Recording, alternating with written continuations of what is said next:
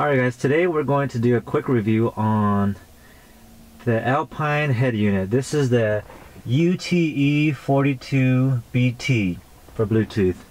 Now this is just a digital media receiver, that's what they call it. That means no CDs at all. It's straight up just Bluetooth audio and USB memory cards or or iPod controllers, things like that. Auxiliary plug, USB plug, and Bluetooth. No CDs, which is great because I don't remember the last time I used a CD. Geez, 10 years ago? I don't know. Anyways, I want to talk about some of the things that I like about this head unit and some of the things that I do not like about it. Now, just to get things going, I'm going to return this head unit for a previous one that I had before. Okay, so let's talk about some of the things that I like about this unit.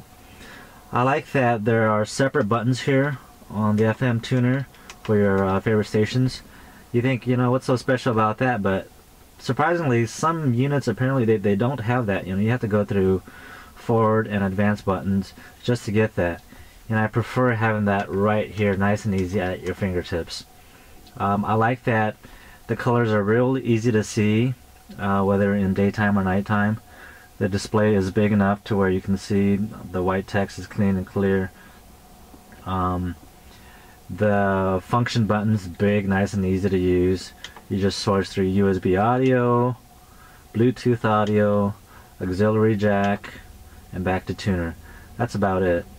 It's got your standard, subwoofer, mid-tones and high-tone equalization. You can adjust things like that.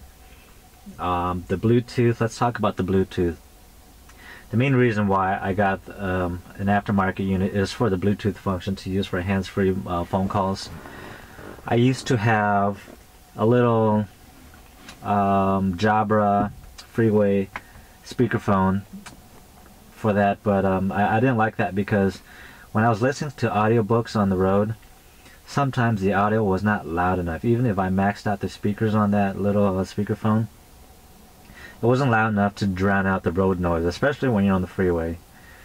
So that's why I wanted to get an aftermarket head unit that had built-in Bluetooth so that I can use the car speakers to listen to the audiobooks. And for that function it's great. Now the Bluetooth on this Alpine, as far as phone calls are concerned, they work great. Whether you're in FM mode or whatever mode, if someone calls you, you pick it up, hit the phone button up here, and you get your phone call. And that works just fine. The main issue I have with the Bluetooth is for some of the other apps. Like another big thing that I use my phone for, and this is the Google Nexus 5. So it's not like I have an old phone that's not compatible. This is Google's latest Android phone. And a lot of the times, like many of you guys I'm sure, I use Google Maps to plot my navigation to give me turn-by-turn navigation. But let's go to Bluetooth audio. But when I go to Google Maps and I switch this to Bluetooth audio, you can see it's searching. Like, what's it searching for? It's already connected with Bluetooth, so it appears that the head unit is searching for an app that is compatible with it. Not that it's searching for a phone, it's searching for an app that's compatible with it. And unfortunately for me, the default Maps app from Google is not compatible with this. And another app that's not compatible is YouTube. So I can go to YouTube, and it's not like I'm watching videos while I'm driving, but you can have a passenger that's watching a video. Passenger can just take this out and watch the video, and the YouTube video is playing, but there isn't any audio.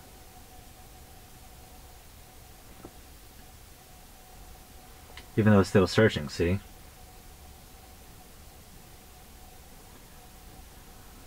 So I realized that after a bit fooling around, in order to get the audio to work, the Bluetooth to stream the audio, you first have to start an app that it recognizes.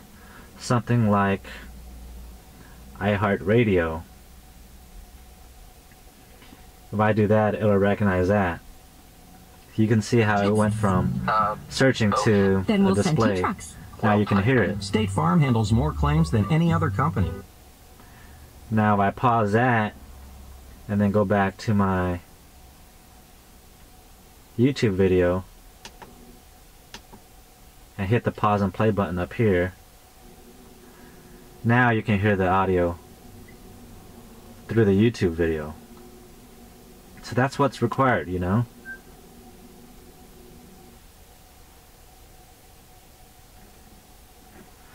In order for it to start streaming, like turn-by-turn navigation and things, I first have to kickstart with an app that it recognizes, and you know, I mean, that defeats the whole purpose of it all. It's such an inconvenience. With the previous head unit that I had, I think it was the Pioneer MVH-X560. That was seamless. I mean, I didn't have to kickstart any different apps. I just pull up an app and it'll automatically know to stream the Bluetooth audio, you know, and that's the way you want it to work. So, I mean, that's the main reason why I will be returning this Alpine unit, because I don't want to have to kickstart, you know, iHeartRadio just to use the navigation app. You know, it's just too inconvenient for me to do that every time I get into the car.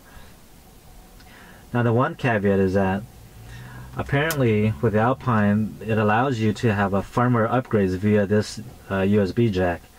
You know, I went online, tried to find if there were any USB updates, but nope, no firmware updates that I could find. So hopefully in the future Alpine will recognize that and, you know, put out a firmware that, you know, it's easy to find too. So that doesn't work, and that's the main reason why I'll be switching back to the Pioneer unit. Now, I purchased this from Crutchfield, and I highly recommend Crutchfield because there were no hassles, you know.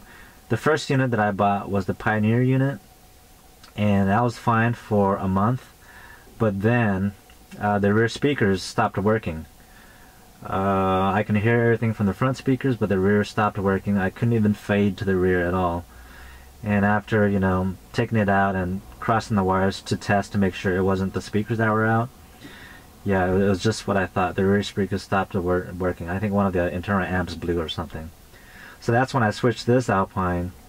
But now that I don't like the Bluetooth here, I called Crutchfield, and they're like, hey, no problems, we'll send you out a new Pioneer unit, and then once you get that, just send us back to them. So I love Crutchfield. Their service was great. I can't recommend them enough. So that's the review, guys. Once I get the new Pioneer, I'll do a quick review so that you guys can see the difference. And thanks for watching. Bye.